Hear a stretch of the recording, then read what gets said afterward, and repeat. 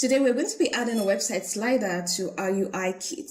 We've already added headers, we've added a responsive footer. If you haven't watched those tutorials, now is the time for you to save and make sure that after this, you will go back and watch it. So what exactly is a website slider? A slider is also known as a carousel, and it's just a website component that displays a series of images or content pieces in a rotating or sliding manner. Now, you will mostly find a slider at the top of a web page or within a section of a page, and it just allows users to navigate through different slides either by clicking on arrows, dots, swiping, or the images are going to automatically change. Why exactly are you going to use a slider in any of your projects? One is for you to highlight key content or features. You can use it to showcase portfolio items or case studies. You can use it to display multiple promotions or advertisements, or you can use it to feature testimonials or customer reviews. Like I earlier mentioned, your slider can either transition automatically or manually. In this tutorial, we are going to be learning how to prototype a slider to transition automatically. Now, I already have text content that has been saved, and we've already created our various items in our design system. So we already have buttons in place, icons, and the like. So if you haven't watched how to create a design system, I'm also going to be attaching a link. Another thing I would like you to do is, if you want to follow this tutorial with me, I will be attaching a Figma file in the description box so you can download, and it will be easy for you to import it to Figma and just learn along with me. So we'll start by creating our slider. I'm going to bring in the text. So our slider is going to have three parts. It's going to have a heading, it's going to have a description, and it's going to have a call to action. And in this case, we are going to be marketing design services. So I'll bring in the text, select your text tool, and we're going to draw a text box that covers about 5 of the columns. And I'm going to paste in the text, Ctrl V to paste in the text. We'll apply a heading style to this, which is going to be heading 3. I will just double click on the edge of the box so that it automatically fits the text frame. So double click here. Now I'm going to duplicate this because I want to add a description. I'm going to copy and paste the description in. Ctrl V to paste. But now our description is going to have a text style of a paragraph. Great. So the next thing we're going to be adding is a button. So we already have a button in our component library. So I'll just type in button. And we're bringing in this text button. So this is just a variant. We just need to apply one of the settings here. I'll just close this so that it doesn't distract us. Now with the button selected, I will just click on secondary because I want to use this variant of our button. Now we are going to paste in the text that we need, which is this. Ctrl V to paste in. So I think this is fine. Now we need to add our auto layout. So select both the heading and the description, hit Shift A, and our spacing here is going to be 16. Now we're going to select the button tool, hit Shift A,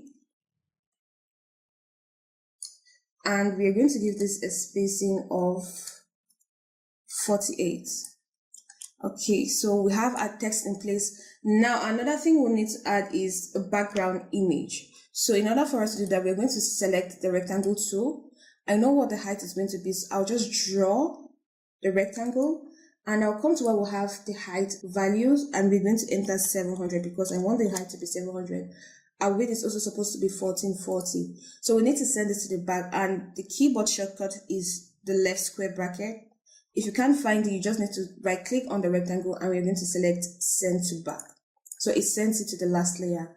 Now that we have our rectangle in place, we need to add an image to this. So I'll come to where we have the resources icon, click on it, and we're going to select the plugin. Make sure plugin is selected, and we're going to select lorem ipsum. So we're going to find an image that fits this. We'll just click on add. So it brings up different images that we can choose from.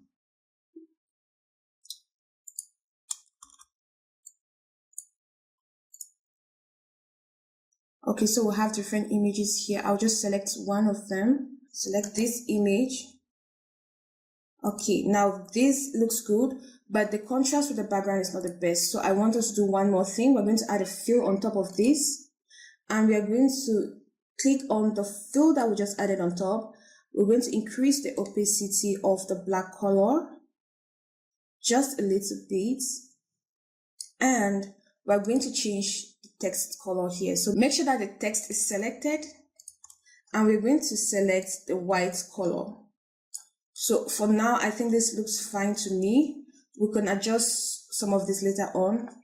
So we'll just make sure that this is aligned properly. I'll select both the text and the background, and I'm going to come to where we have the align property. I'm going to click on align vertical centers, so it aligns to the vertical center like it said. Now I'm going to group this, Ctrl G to create a group, and this is what our carousel is going to look like. So what I'm going to do instead is duplicate this. I'll just bring this out because I want us to use this for our prototype to create all the other versions. Okay, so now this is created. I'm going to duplicate this 3 times because I want our slider to have 3 slides. So this is going to be the first slide, this would be the second slide, and this would be the third slide. Okay, so now that this is selected, I want us to change the background image for this so that we'll notice the changes. Great. I'm going to make sure that the background, just the rectangle, is selected. Then I'm going to change the image here too to this. Great. Sorry. We'll need to do that again. Let me select another image. Great. Okay, so now I want us to change the text here and the text here. I'll just zoom in so we see what we're doing. I'm going to copy the text and bring it in just like we did the last time. Ctrl V to paste. And we're going to bring in the text. Ctrl V to paste. And we're going to change the text of the CTA, which is going to be start your project. Let's go to the next slide, and we're going to do the same thing here.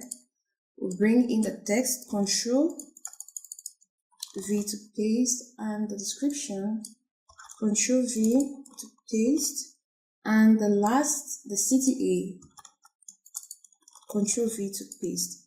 So our first says transforming ideas into stunning design, second says elevate your brand with exceptional design, and the last says creative designs that inspire and convert.